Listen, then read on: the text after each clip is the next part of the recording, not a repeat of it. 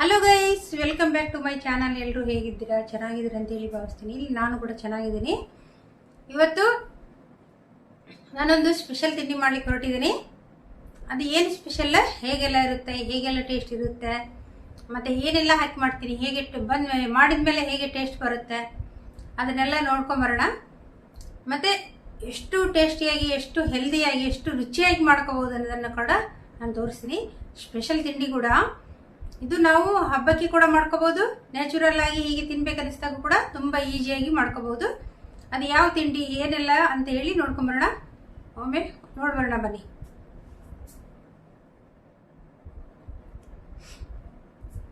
ಅದು ಯಾವ ತಿಂಡಿ ಅಂತೇಳಿ ನೋಡ್ಕೊಂಬರೋಣ ಬನ್ನಿ.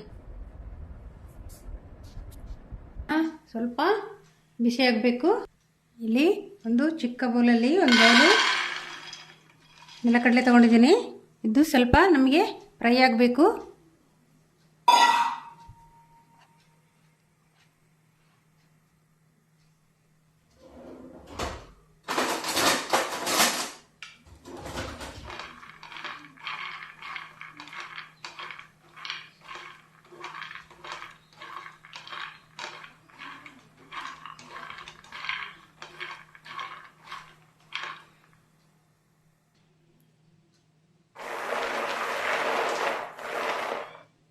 ಇಷ್ಟು ಹುರಿದು ರೆಡಿಯಾಗಿದೆ. ಇಷ್ಟು ಹುರಿದ್ರೆ ಸಾಕು. ಇದು ನಾವು ಸಿಪ್ಪೆ ತೆಗಿಬೇಕು. ಗೈಸ್, ಇಲ್ಲಿ ನೆಲಗಡಲೆ ತೊಗೊಂಡಿದ್ದೆ. ಇದನ್ನೇ ಸಿಪ್ಪೆನ ಈ ಥರ ಉಜ್ಜಿದ್ರೆ ಕೈಯಿಂದನೇ ಹೋಗಿಬಿಡ್ತದೆ. ಇದನ್ನೆಲ್ಲ ಉಜ್ಜಿ ಸಿಪ್ಪೆ ತಗೊಂಡ್ಬಿಡ್ತೀನಿ ನಾನು.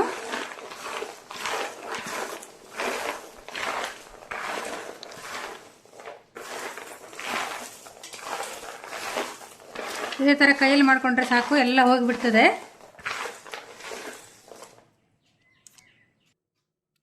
ಈಗ ನಾನು ಒಂದು ಮಿಕ್ಸಿ ಜಾರಿಗೆ ಹಾಕ್ಕೊಂಡೆ.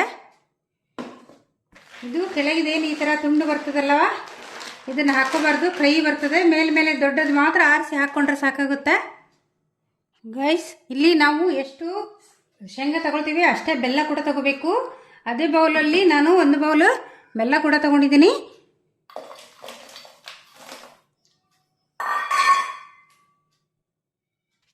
ಮತ್ತು ಇಲ್ಲಿ ನಾನೊಂದು ಅರ್ಧ ಕಪ್ ಆಗೋಷ್ಟು, ಅದೇ ಬೌಲಲ್ಲಿ ಒಂದು ಅರ್ಧ ಕಪ್ ಆಗೋಷ್ಟು ನಾನು ಹುರಿಗಡಲೆ ತಗೊಂಡಿದ್ದೀನಿ. ಗೈಸ್, ನಾನು ಇದಕ್ಕೆ ಸ್ವಲ್ಪ ಒಣಗಿ ಶುಂಠಿ ತಗೊಂಡಿದ್ದೀನಿ, ಒಂದು 2 ಏಲಕ್ಕಿ ತಗೊಂಡಿದ್ದೀನಿ. ಇದನ್ನು ಸ್ವಲ್ಪ ಗುದ್ದಿ ತಗೊಂಡೆ ನಾನು. ಇಷ್ಟು ಹಾಕ್ಕೊಂಡು ನಾವು ಮಿಕ್ಸಿ ಮಾಡ್ಕೊಂಡು ಬಿಡಬೇಕು. ಗೈಸ್ ನೋಡಿ, ಈಗ ಹೇಗಾಯ್ತು ನೋಡಿ, ಸೂಪರ್ ಆಯ್ತಲ್ವಾ? ಇದು ಟೇಸ್ಟ್ ಕೂಡ ಅಷ್ಟೇ ಚೆನ್ನಾಗಿರ್ತದೆ ಮತ್ತು ಈಸಿಯಾಗಿ ಮಾಡ್ಕೋಬೋದು. ಇದೆಲ್ಲ ಬೆಲ್ಲ, ಏಲಕ್ಕಿ, ಶುಂಠಿ ಮತ್ತು ಹುರಿಗಡಲೆ ಮತ್ತು ನೆಲಗಡಲೆ ಎಲ್ಲ ಹಾಕಿದ್ದೀವಲ್ವ, ಇದು ಈಗ ಕರೆಕ್ಟ್ ಪರ್ಫೆಕ್ಟ್ ಹದ ಇದೆ. ನಾವು ಯಾವ ಬೌಲಲ್ಲಿ ನಾವು ನೆಲಗಡಲೆ ತಗೊಳ್ತೀವಿ ಅದೇ ಬೌಲಲ್ಲಿ ನಾವು ಬೆಲ್ಲ ಕೂಡ ಅಷ್ಟೇ ಪ್ರಮಾಣದಲ್ಲಿ ತಗೋಬೇಕಾಗ್ತದೆ. ಮತ್ತು ಸ್ವಲ್ಪ ಹುರಿಗಡಲೆ ಒಂದು 1/4 ಭಾಗದಷ್ಟು. ಗೈಸ್, ಈಗ ಕರೆಕ್ಟ್ ಹದದಲ್ಲಿ ರೆಡಿಯಾಗಿದೆ. ಇದು ಇದೇ ಥರ ತರಿತರಿಯಾಗಿರಬೇಕು ಮತ್ತು ತುಂಬ ಸಣ್ಣಕ್ಕಾಗಬಾರ್ದು. ಇದು ತರಿತರಿಯಾಗಿರಬೇಕು, ತುಂಬ ಹಿಟ್ಟಾಗಬಾರ್ದು. ನಮಗೆ ಅಗಿಲಿಕ್ಕೆ ಅಲ್ಲಿ ನೆಲಕಡಲೆ ಉಂಟಲ್ವ ಅದು ಸಿಗ್ತದೆ. ಇಲ್ಲಿ ಒಣ ಕೊಬ್ಬರಿ ಇದ್ದರೆ ನಾವು ತುರಿದು ಹಾಕೋಬೇಕು ಇದಕ್ಕೆ. ನನ್ನ ಹತ್ರ ಒಣ ಕೊಬ್ಬರಿ ಇಲ್ಲ, ಅದಕ್ಕೋಸ್ಕರ ಹಾಕ್ತಾಯಿಲ್ಲ. ಇದ್ದರೆ ಹಾಕ್ಕೊಂಡ್ರೆ ಇನ್ನೂ ಟೇಸ್ಟ್ ಚೆನ್ನಾಗಿರ್ತದೆ, ಅದಕ್ಕೋಸ್ಕರ. ಇದು ಮಾಡೋದು ಹೇಗಂತ ನೋಡುವ. ಗೈಸ್, ಈಗ ಮಿಕ್ಸಿಗೆ ಇಷ್ಟು ತರಿತರಿಯಾಗಿ ಹಾಕ್ಕೊಂಡೆ. ಈಗ ಇಷ್ಟೆಲ್ಲ ರೆಡಿ ಆಯ್ತಿದ್ದು. ಹೀಗೆ ತರಿತರಿ ಇರಬೇಕು ನಮಗೆ. ಮತ್ತು ಫುಲ್ಲು ಫೈನ್ ಪೌಡ್ರ್ ಕೂಡ ಆಗಬಾರ್ದು. ಇದು ಅಷ್ಟು ಟೇಸ್ಟಿಯಾಗಿ ಬರಬೇಕಂದ್ರೆ ನಮಗೆ ಸ್ವಲ್ಪ ತರಿತರಿಯಾಗಿ ಇರಬೇಕು, ಅಗಿಲಿಕ್ಕೆಲ್ಲ ಸಿಗಬೇಕು ನಮಗೆ, ಆವಾಗಲೇ ಟೇಸ್ಟ್ ಚೆನ್ನಾಗಿರೋದು. ಅದಕ್ಕೋಸ್ಕರ ಇದು ಇಷ್ಟು ರೆಡಿಯಾಗಿದೆ. ಇಷ್ಟು ರೆಡಿಯಾದರೆ ಸಾಕಾಗುತ್ತೆ. ನಾವು ಎಲ್ಲವನ್ನು ಸರಿ ಪ್ರಮಾಣದಲ್ಲಿ ತಗೋಬೇಕು. ಬೆಲ್ಲ ಮತ್ತು ನೆಲಕಡಲೆ ಕೂಡ ಎಷ್ಟುಂಟು ಅಷ್ಟೇ ತೊಗೋಬೇಕು. ನಾವು 1/4 ಕಿಲೋ ತೊಗೊಂಡ್ರೆ 1/4 ಕಿಲೋ ಬೆಲ್ಲನೇ ತೊಗೋಬೇಕು. ಆ ಥರ ನೋಡಿಕೊಂಡು ಮಾಡಬೇಕು. ಮತ್ತು ಮಾಡೋದು ಹೇಗಂತ ನೋಡೋಣ, ಆಯಿತಾ? ಗೈಸ್, ಒಂದು 100 ಗ್ರಾಮ್ ಆಗುವಷ್ಟು ಬಿಳಿ ಎಳ್ಳು, ಇಷ್ಟು ಬಿಳಿ ಎಳ್ಳು ಹಾಕ್ಕೊಂಡಿದ್ದೀನಿ. ಇದು ಟೇಸ್ಟ್ ಚೆನ್ನಾಗಿರ್ತದೆ ಗೈಸ್, ಅದಕ್ಕೋಸ್ಕರ ಸ್ವಲ್ಪ ಬ್ರೌನ್ ಕಲರ್ ಆಗಬೇಕಿದು ಎಳ್ಳು, ತುಂಬ ಏನಾಗಬಾರ್ದು. ಸ್ವಲ್ಪ ಆದರೆ ಸಾಕಾಗುತ್ತೆ. ಗೈಸ್ ಈಗ ಇದು ರೆಡಿಯಾಗಿದೆ.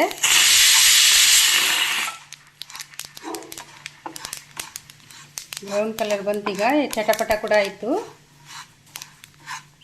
ತುಂಬ ಕೂಡ ಇದು ಫ್ರೈ ಆಗಬಾರ್ದು, ಒಂದು ಸ್ವಲ್ಪವೇ ಕಲರ್ ಚೇಂಜ್ ಆಗಬೇಕಷ್ಟೇ. ತುಂಬ ಟೇಸ್ಟ್ ಚೆನ್ನಾಗಿರ್ತದೆ, ಅದಕ್ಕೋಸ್ಕರ.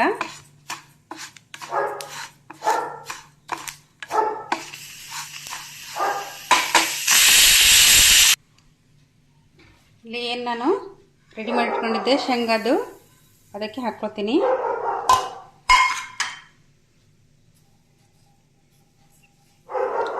ಇದು ಹಾಕಿ ಮಿಕ್ಸ್ ಮಾಡಿಕೊಂಡ್ರೆ ಆಯ್ತಷ್ಟೇ. ಇದು ಈಗೆಲ್ಲ ರೆಡಿಯಾಗಿದೆ. ಬೆಲ್ಲ ಮತ್ತು ಹುರಿಗಡ್ಲೆ, ನೆಲಗಡಲೆ, ಮತ್ತು ಎಳ್ಳು, ಶೇಂಗಾ, ಮತ್ತು ಏಲಕ್ಕಿ, ಶುಂಠಿ ಏನು ಹಾಕ್ಕೊಂಡಿದ್ವಿ ಇದೆಲ್ಲ ಸೂಸ್ಲ ರೆಡಿಯಾಗಿದೆ. ಇದು ತುಂಬ ಚೆನ್ನಾಗಿರ್ತದೆ ನಮಗೆ ಹೋಳಿಗೆ ಮಾಡಲಿಕ್ಕೆ. ಇದು ಈಗ ಆಲ್ಮೋಸ್ಟ್ ರೆಡಿಯಾಗಿದೆ. ಈಗ ನಾವು ಸ್ವಲ್ಪ ಮೈದಾ ಹಿಟ್ಟನ್ನು ಕಲಿಸ್ಕೋಬೇಕಾಗುತ್ತೆ. ಮೈದಾ ಹಿಟ್ಟು ಹೇಗೆ ಕಲಿಸೋದು ಅಂತ ಹೇಳಿ ನೋಡುವ. ಇಲ್ಲಿ ನಾನು ಅರ್ಧ ಕಿಲೋ ಮೈದಾ ತೊಗೊಂಡಿದ್ದೀನಿ. 500 ಗ್ರಾಮ್ ಉಂಟಲ್ವ, ಅರ್ಧ kg ಇದು ಮೈದಾ. ನಮಗೆ ಮೈದಾನೇ ಬೇಕು, ಯಾಕೆ ಅಂದರೆ ನಮಗೆ ಹೋಳಿಗೆ ಚೆನ್ನಾಗಿ ಬರಬೇಕಂದ್ರೆ ಮೈದಾನೇ ಯೂಸ್ ಮಾಡಬೇಕು. ಗೋಧಿ ಹಿಟ್ಟು ಯೂಸ್ ಮಾಡಿದರೆ ಅಷ್ಟೊಂದು ಟೇಸ್ಟಿಯಾಗಿ ಬರೋದಿಲ್ಲ, ಅದಕ್ಕೋಸ್ಕರ.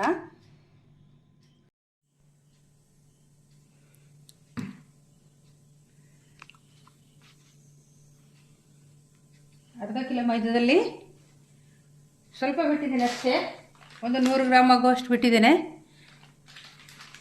ಸ್ವಲ್ಪ ಇದೆ. ಮತ್ತು ಇಷ್ಟು ಮೈದಾ ತಗೊಂಡಿದ್ದೀನಿ ನಾನು.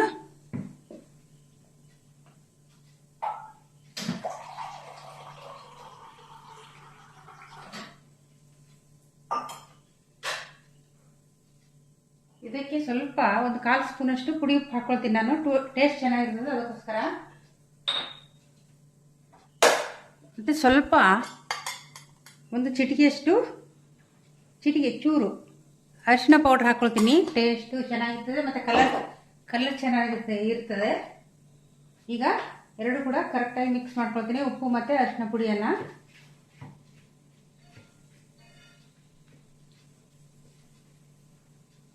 ಈಗ ನೀರು ಹಾಕ್ಕೊಂಡು ಕಲಿಸ್ಕೊಳ್ತೀನಿ. ಒಂದು ಅರ್ಧ ಗ್ಲಾಸ್ ಅಷ್ಟು ನೀರು ತೊಗೊಂಡಿದ್ದೀನಿ, ನೋಡ್ಕೊಂಡು ಹಾಕ್ಕೋಬೇಕಾಗುತ್ತೆ.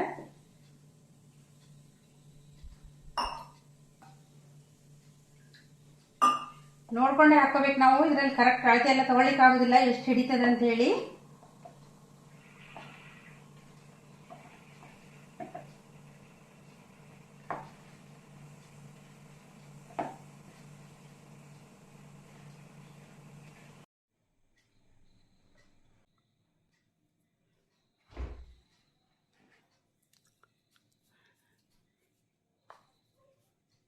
ಇಷ್ಟೇ ಗೈಸ್, ಅದೇನು ಕಷ್ಟ ಏನಿಲ್ಲ. ನಾನು ಯಾಕೆ ಗಟ್ಟಿ ಕಲಿಸ್ಕೊಂಡಿದ್ದೆ ಅಂದರೆ ನಮ್ಗೆ ಗಟ್ಟಿನೇ ಬೇಕು, ನಮಗೆ ಉದ್ದಬೇಕಲ್ವ. ನಾವು ಚಪಾತಿ ಥರ ಇದನ್ನು ಲಾಟಬೇಕು, ಚಿಕ್ಕದಾಗಿ ಪೂರಿ. ಅದಕ್ಕೆ ಪೂರಿ ಆದರೆ ದಪ್ಪ ಲಾಟ್ತೀವಿ, ಇದನ್ನು ದಪ್ಪ ಲಾಟೋ ಆಗಿಲ್ಲ. ಇದು ಸ್ವಲ್ಪ ತೆಳುವೆ ಇರ್ತದೆ.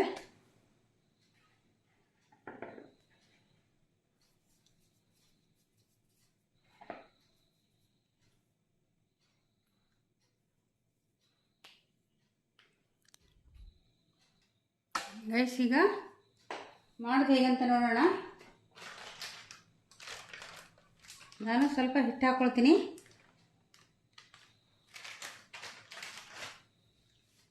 ಅದೇ ಮೈದಾ ಹಿಟ್ಟು ಸ್ವಲ್ಪ 100 ಗ್ರಾಮ್ ತೆಗೆದಿಟ್ಟಿದ್ದಲ್ವಾ, ಅದು ಯಾವುದಕ್ಕೆ ಯೂಸ್ ಆಗ್ತದೆ ಅಂತ ಹೇಳಿ ಗೊತ್ತಾಯ್ತಲ್ವ. ಇದು ಬೇಕೀಗ ನೋಡುವ.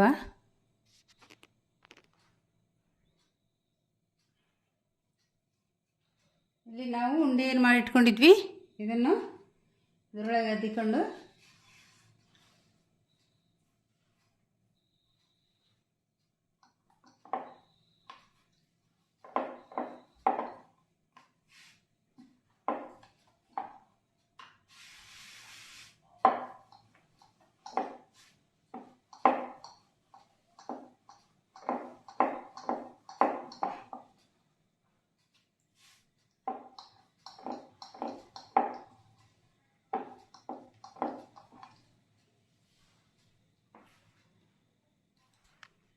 ಇಷ್ಟೇ ಗೈಸ್, ಇದು ಮಾಡ್ಕೊಳ್ಳೋದು ಇಷ್ಟೇ ಆಗಲೇ ಸಾಕು ನಮಗೆ.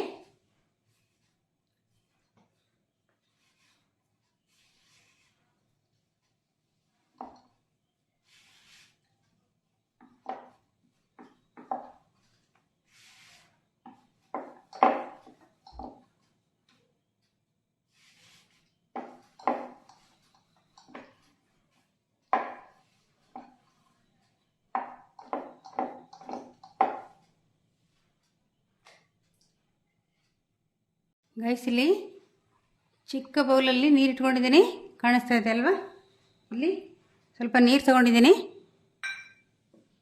ಇದನ್ನು ಹೀಗೆ ಒಂದು ನಾವು ಏನು ಲಟ್ಸಿ ಎಲೆ ಮಾಡಿಟ್ಕೊಂಡಿದ್ವಿ, ಚಪಾತಿ ಪೂರಿ ಅದಕ್ಕೆ ಇರ್ತದೆ ಇದು, ಅದಕ್ಕೆ ಸುತ್ತ ರೌಂಡಲ್ಲಿ ನೀರು ಹಾಕೊಂಡ್ಬಿಡ್ಬೇಕು.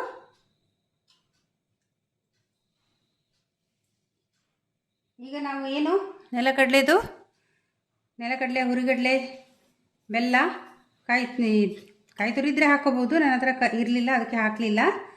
ಹಾಕಿದ್ರೆ ಚೆನ್ನಾಗಿರ್ತದೆ. ಎಳ್ಳನ್ನು ಹುರಿದು ಹಾಕಿ ಎಲ್ಲವನ್ನು ತರಿಯಾಗಿ ರುಬ್ಕೊಂಡು, ಏಲಕ್ಕಿ, ಲವಂಗ ಹಾಕಿಲ್ಲ, ಏಲಕ್ಕಿ, ಇಷ್ಟು ಐಟಮನ್ನು ಏನು ರೆಡಿ ಮಾಡಿಟ್ಕೊಂಡಿದ್ವಿ, ಇದನ್ನು 1 ಸ್ಪೂನ್ ನಾನು ಹಾಕ್ಕೊಳ್ತೀನಿ ಇದಕ್ಕೆ.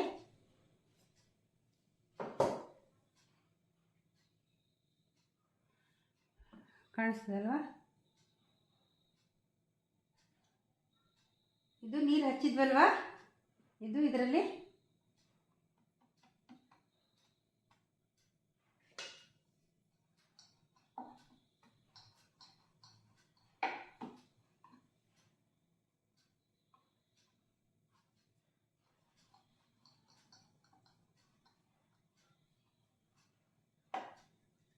ಇಷ್ಟೇ ಗೈಸ್.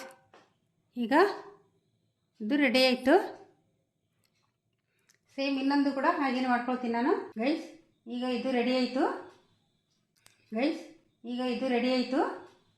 ಇದನ್ನು ಸೈಡಿಗೆ ಹಾಕ್ಕೊಳ್ತೀನಿ.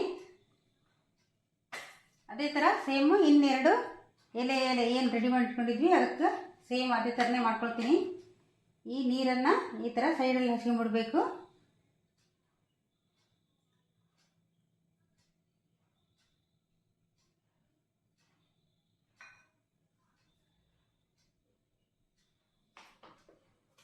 ಮತ್ತೆ ಪುನಃ 1 ಸ್ಪೂನ್ ಹಾಕೋಬೇಕು ಅದಕ್ಕೆ.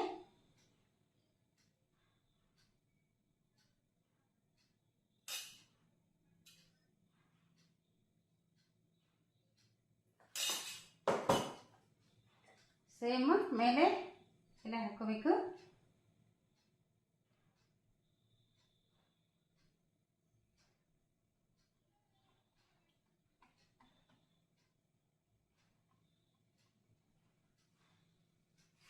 ಈಗ ಸ್ವಲ್ಪ ಮೇಲೆ ಸ್ವಲ್ಪ ಉದ್ಕೋಬೇಕಷ್ಟೇ, ತುಂಬ ಇದು ಮಾಡಬಾರ್ದು, ಕ್ರಶ್ ಹಾಕಬಾರ್ದು.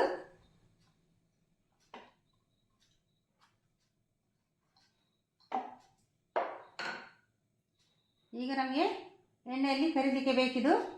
ಮತ್ತು ಕರೆಕ್ಟಾಗಿ ಸೈಡಲ್ಲಿ ಅಂಟಿಸ್ಕೋಬೇಕು, ಇಲ್ಲದ್ರೆ ಅದು ಎಣ್ಣೆಯಲ್ಲಿ ಓಪನ್ ಆದರೆ ಮತ್ತು ಎಣ್ಣೆ ಇಡೀ ಫುಲ್ ಪೌಡ್ರ್ ಆಗಿಬಿಡ್ತದೆ. ಅದಕ್ಕೋಸ್ಕರ ನಾವು ಕರೆಕ್ಟಾಗಿ ಮಾಡ್ಕೋಬೇಕು, ಅದನ್ನು ಫಿಲ್ ಮಾಡ್ಕೋಬೇಕು.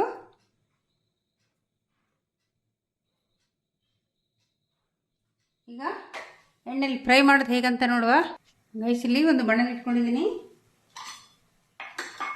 ಎಣ್ಣೆ ಹಾಕ್ಕೊಳ್ತೀನಿ ಅದಕ್ಕೀಗ.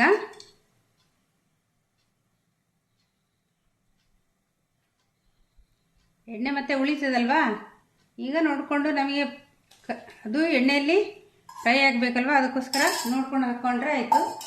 ಮತ್ತು ಉಳಿದ ಎಣ್ಣೆ ನಮಗೆ ಅಡುಗೆಗೆಲ್ಲ ಯೂಸ್ ಮಾಡ್ಬೋದಲ್ವ, ಅದಕ್ಕೆ ಸ್ವಲ್ಪ ಜಾಸ್ತಿ ಹಾಕ್ಕೊಂಡ್ರೆ ಏನು ಪ್ರಾಬ್ಲಮ್ ಇರೋದಿಲ್ಲ. ಗೈಸ್, ಎಣ್ಣೆ ಕಾಯ್ತಾ ಬಂತು, ಹಾಕ್ತೀನಿ ನಾನೀಗ.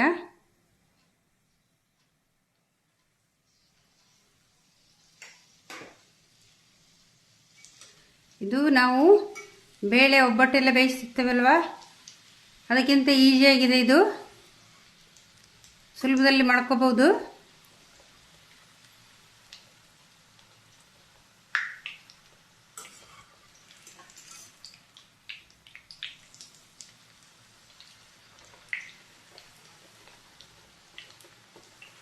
ಅಷ್ಟು ಚೆಂದ ಉಬ್ಬಿತು ಕೂಡ ನೋಡಿ, ತುಂಬ ಟೇಸ್ಟಿಯಾಗಿದೆ.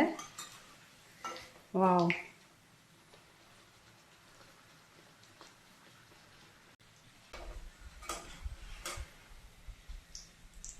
ಗೈಸ್ ಇದು ಪರ್ಫೆಕ್ಟಾಗಿ ಆಗಿದೆ. ಈಗ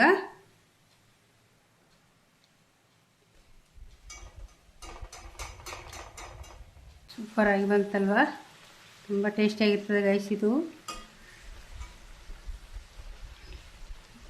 ಶೇಂಗಾ ಹೋಳಿಗೆ ತುಂಬ ಟೇಸ್ಟಿಯಾಗಿರ್ತದೆ ಗೈಸ್. ಈಗ ನೋಡಿದ್ರಲ್ವಾ ಹೇಗೆಲ್ಲ ಬಂತು, ಹೇಗೆಲ್ಲ ಮಾಡಿದೆ ಅಂತ. ಎಷ್ಟು ಸುಲಭದಲ್ಲಿ ಎಷ್ಟು ಟೇಸ್ಟಿಯಾಗಿ ಹೇಗೆಲ್ಲ ಮಾಡ್ಕೋಬೋದು ಅನ್ನೋದನ್ನು ನೀವು ನೋಡಿದ್ರಿ. ಈಗ ಹೇಗೆ ಬಂತು, ಟೇಸ್ಟ್ ಹೇಗಿದೆ ಅದನ್ನೆಲ್ಲ ನೋಡೋಣ ಬನ್ನಿ ಗೈಸ್. ಸೂಪರ್ ಟೇಸ್ಟಿಯಾಗಿದೆ ಗೈಸ್, ತುಂಬ ಹೆಲ್ದಿಯಾಗಿದೆ, ತುಂಬ ಟೇಸ್ಟಿಯಾಗಿದೆ, ಸಖತ್ ಟೇಸ್ಟ್ ಅಂತ ಸಖತ್ತಾಗಿದೆ. ಇದು ಶೇಂಗಾ ಹೋಳಿಗೆ ಸ್ಪೆಷಲ್ ತಿಂಡಿ. ಎಲ್ಲರೂ ಬೇಳೆ, ಕಡಲೆಬೇಳೆ, ತೊಗರಿಬೇಳೆ ಎಲ್ಲ ಹಾಕಿ ಹೋಳಿಗೆ ಮಾಡ್ತಾರಲ್ವಾ, ನಾನು ಶೇಂಗಾದಲ್ಲಿ ನೆಲಕಡಲೆಯಲ್ಲಿ ಹೋಳಿಗೆ ಮಾಡಿದ್ದೀನಿ. ಇದು ತುಂಬ ಹೆಲ್ದಿಯಾಗಿದೆ ಮತ್ತು ಟೇಸ್ಟಿಯಾಗಿದೆ, ಸಖತ್ತಾಗಿ ಬಂದಿದೆ, ತುಂಬ ಟೇಸ್ಟಿ ಇದೆ. ಮತ್ತು ನಮಗೆ ತಿನ್ಬೇಕನ್ನಿಸ್ದಾಗ ತಿನ್ಕೋಬೋದು, ಮಾಡ್ಕೋಬೋದು ಈಸಿಯಾಗಿ. ಎಷ್ಟು ಸುಲಭವಾಗಿ ಎಷ್ಟು ಈಸಿಯಾಗಿ ಮಾಡ್ಕೋಬೋದು ಅನ್ನೋದನ್ನು ನಾನು ತೋರಿಸ್ಕೊಟ್ಟಿದ್ದೀನಿ. ವಿಡಿಯೋ ಇಷ್ಟ ಆದರೆ ಒಂದು ಲೈಕ್ ಮಾಡೋದನ್ನು ಮಾತ್ರ ಮರಿಬೇಡಿ. ವಿಡಿಯೋ ಇಷ್ಟ ಆದರೆ ಲೈಕ್ ಮಾಡಿ, ಶೇರ್ ಮಾಡಿ, ಸಬ್ಸ್ಕ್ರೈಬ್ ಮಾಡಿ. Thank you for watching. ಮತ್ತು ಈಗ ಟೇಸ್ಟ್ ಹೇಗೆ ಬಂದಿದೆ ಅಂತೇಳಿ ನೋಡ್ಕೊಂಬರೋಣ. ಸಖತ್ತಾಗಿದೆ ಗೈಸ್.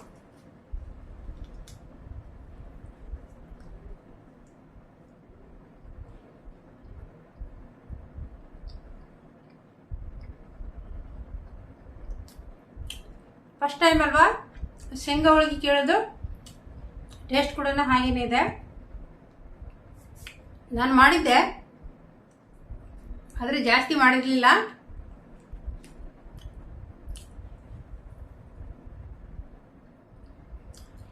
ಗೈಸ್ ಸೈಡಲ್ಲಿ ಒಂಚೂರು ತುಪ್ಪ ಹಾಕೊಂಡು ತಿಂದರೆ ಉಂಟಲ್ಲ,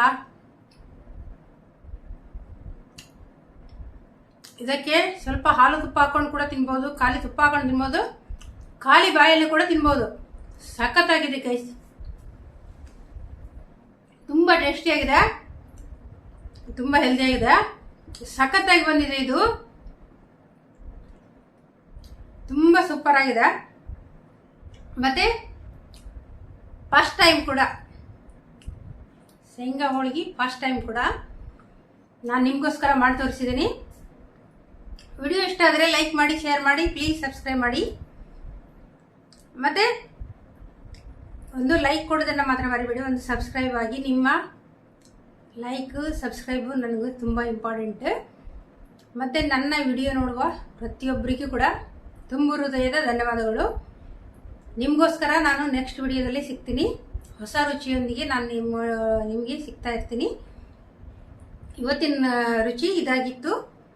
ಹೇಗೆ ಬಂತಂತ ಒಮ್ಮೆ ಮಾಡಿ ನನಗೆ ಕಮೆಂಟ್ ಮಾಡೋದನ್ನು ಮಾತ್ರ ಮರಿಬೇಡಿ. ಈ ಹೋಳಿಗೆನ ನೀವು ಟ್ರೈ ಮಾಡಲೇಬೇಕು, ಅಷ್ಟು ಟೇಸ್ಟಿಯಾಗಿ ಬಂದಿದೆ, ಅಷ್ಟು ರುಚಿಯಾಗಿ ಬಂದಿದೆ, ಮತ್ತು ತುಂಬ ಹೆಲ್ದಿ ಕೂಡ.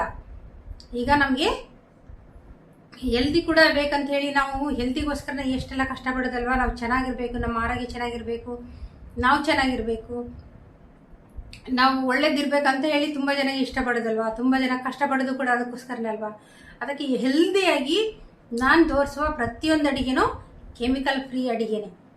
ಯಾವುದರಲ್ಲೂ ಕೂಡ ಸೋಡಾ ಆಗಲಿ, ಬೇಕಿಂಗ್ ಸೋಡಾ ಆಗಲಿ, ಅಥವಾ ಫುಡ್ ಕಲರ್ ಆಗಲಿ, ಕೆಮಿಕಲ್ ಆಗಲಿ ಏನನ್ನೂ ಯೂಸ್ ಮಾಡಲ್ಲ ನಾನು. ಎಲ್ಲ ಅಡುಗೆಗೂ ನ್ಯಾಚುರಲ್ ಆಗಿ ಮಾಡ್ತೀನಿ. ನ್ಯಾಚುರಲ್ ಫುಡ್ ನಂದು. ಪ್ರತಿ ಅಡುಗೆಯಲ್ಲಿ ಕೂಡ ಯಾವುದೂ ಕೂಡ ಏನು ಅಡುಗೆ ಮಾಡಿದರೂ ಕೂಡ ಅದರಲ್ಲಿ ನನ್ನದು ಸೋಡಾ ಅನ್ನೋದು ಬರೋದೇ ಇಲ್ಲ, ಮತ್ತು ಕೆಮಿಕಲ್ ಅನ್ನೋದು ಬರೋದಿಲ್ಲ.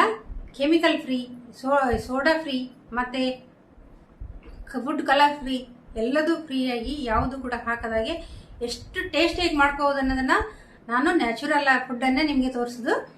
ವಿಡಿಯೋ ಇಷ್ಟ ಆದರೆ ಒಂದು ಸಬ್ಸ್ಕ್ರೈಬ್ ಮಾಡಿ ಮತ್ತು ಸಪೋರ್ಟ್ ಮಾಡಿ. ನಿಮ್ಮ ಸಪೋರ್ಟ್ ನನಗೆ ತುಂಬ ಅವಶ್ಯಕತೆ ಇದೆ. Thank you for watching. Like ಮಾಡಿ, ಶೇರ್ ಮಾಡಿ, ಪ್ಲೀಸ್ ಸಬ್ಸ್ಕ್ರೈಬ್ ಮಾಡಿ. Thank you for watching. ನಿಮಗೋಸ್ಕರ ನೆಕ್ಸ್ಟ್ ವಿಡಿಯೋದಲ್ಲಿ ಸಿಗ್ತೀನಿ. Thank you. Take care. Bye bye.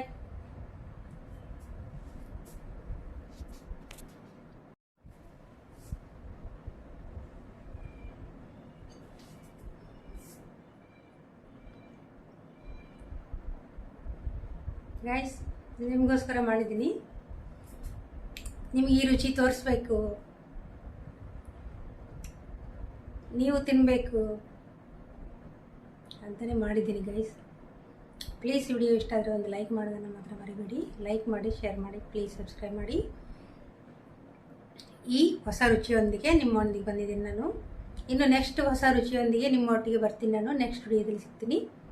Video ಇಷ್ಟ ಆದರೆ ಒಂದು ಲೈಕ್ ಮಾಡೋದನ್ನು ಮಾತ್ರ ಮರಿಬೇಡಿ ಪ್ಲೀಸ್.